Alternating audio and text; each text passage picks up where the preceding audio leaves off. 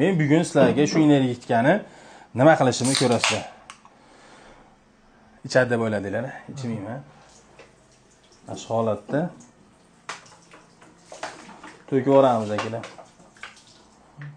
Nima uchun bu videoda olishdan maqsad hozirgi paytda ko'p aka-ukalarimiz haligi jini energetik ichsa uyqusi ketib, bu kunda qanaqadir kuch bag'ishlaydi deb, to'g'ri, ash paytda bag'ishlab haligi yaxshi bo'lib qolarsizlar, lekin buni katta ziyoni bor. Aynan doktor Muhammad aka, urolog aytdi.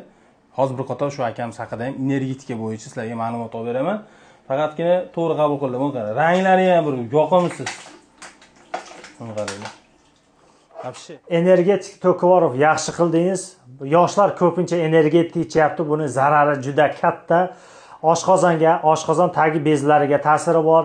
Buyraklaringizga ta'siri bor. Asosan ko'p ichsangiz, asosan tosh paydo bo'ladi.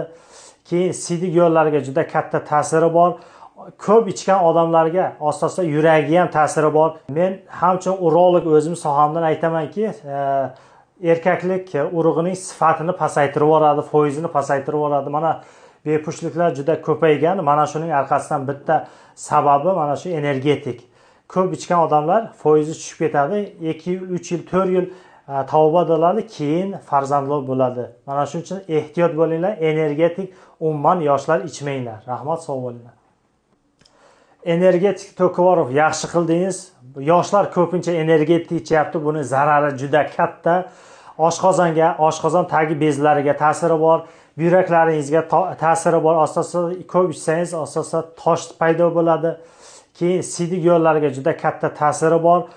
Ko'p ichgan odamlarga asosan yuragiga ham ta'siri bor. Yosh bolalar mana kelyapti. Yurak kasal bo'lib kelyapti. Davleniyasi 200-260 bo'lib ketyapti. Bir xillari uspet qilmayapti, borib reanimatsiyaga tushyapti. Reanimatsiyadan yarimi chiqyapti, yarimi chiqmayapti.